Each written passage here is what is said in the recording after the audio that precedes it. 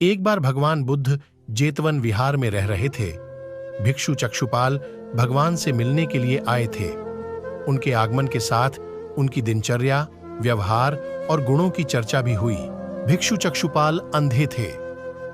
एक दिन विहार के कुछ भिक्षुओं ने कुछ मरे हुए कीड़ों को चक्षुपाल की कुटी के बाहर पाया और उन्होंने चक्षुपाल की निंदा करनी शुरू कर दी कि उन्होंने इन जीवित प्राणियों की हत्या की। इस पर भगवान बुद्ध ने उन साधकों से कहा कि जैसे तुमने उन्हें कीड़ों को मारते हुए नहीं देखा, वैसे ही चक्षुपाल ने भी उन्हें मरते हुए नहीं देखा और उन्होंने कीड़ों को जानबूझकर नहीं मारा है, इसलिए उनकी भर्त्सना करना उचित नहीं है। भिक्षुओं ने इसके बाद पूछा कि चक्षुपाल अंधे क्यों हैं? उन्होंने इस जन्म में अथवा पिछले जन्म में क्या पाप किए? भगवान बुद्ध ने चक्षुपाल के बारे में कहा कि वे पूर्व जन्म में एक चिकित्सक थे। एक अंधी स्त्री ने उनसे वादा किया था कि यदि वे उसकी आंखें ठीक कर देंगे तो वह और उसका परिवार उनके दास बन जाएंगे। स्त्री की आंखें ठीक हो गईं, पर उसने दासी बनने के भय से यह मानने से इनकार कर दिया। चिकित्सक को तो पता था कि उस स्त्री की आंखें ठीक हो गई हैं, वह झूठ बोल रही है। उसे सबक सिखाने के लिए या बदला लेने के लिए चक्षुपाल ने दूसरी दवा दी। उस दवा से महिला फिर अंधी हो गई। वह कितना ही रोई पीटी, लेकिन चक्षुपाल जरा भी नहीं पसीजा। इस पाप के फलस्वरूप अगले जन्म में चिकित्सक को अंधा बनना पड़ा। भगवान बुद्ध का जब पाटलिपुत्र में शुभागमन हुआ तो हर व्यक्ति अपनी अपनी सांपत्तिक स्थिति के अनुसार उन्हें उपहार देने की योजना बनाने लगा। राजा बिंबिसार ने भी कीमती हीरे, मोती और रत्न उन्हें पेश किए।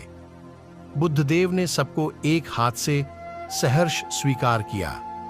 इसके बाद मंत्रियों, सेठों, साहूकारों ने अपने अपने उपहार उन्हें अर्पित किए और बुद्धदेव ने उन सबको एक हाथ से स्वीकार कर लिया। इतने में एक बुढ़िया लाठी टेकते वहां आई। बुद्धदेव को प्रणाम कर वह बोली, भगवन, जिस समय आपके आने का समाचार मुझे मिला, उस समय मैं यह अनार खा रही थी।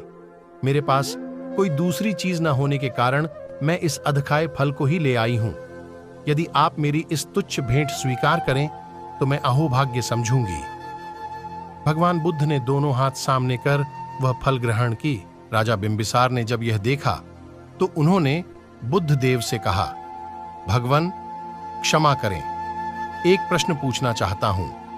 हम सबने आपको कीमती और बद्धे बद्धे उपहार दिए, जिन्हें आपने एक हाथ से ग्रहण किया, लेकिन इस बुढ़िया द्वारा दिए गए छोटे एवं झूठे फल को आपने दोनों हाथों से ग्रहण किया, ऐसा क्यों?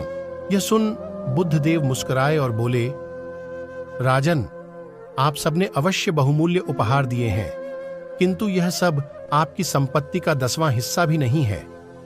आपने यह दान दीनों और गरीबों की भलाई के लिए नहीं किया है, इसलिए आपका यह दान सात्विक दान की श्रेणी में नहीं आ सकता। इसके विपरीत इस बुढ़िया ने अपने मुंह का कौर ही मुझे दे डाला है। भले ही यह बुढ़िया निर्धन है, लेकिन इसे संपत्ति की कोई लालसा नहीं है। यही कारण है कि इसका दान मैंने खुले हृदय से दोनों हाथों से स्वीकार किया है।